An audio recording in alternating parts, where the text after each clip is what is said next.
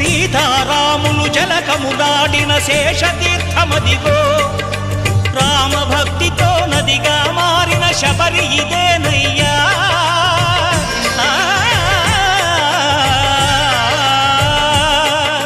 రామభక్తితో నదిగా మారిన శబరి ఇదేనయ్యా శ్రీరామ పాదములు నిత్యం కడిగే గోదావరి అయ్యా ఈ క్షేత్రం తీర్థం దర్శించిన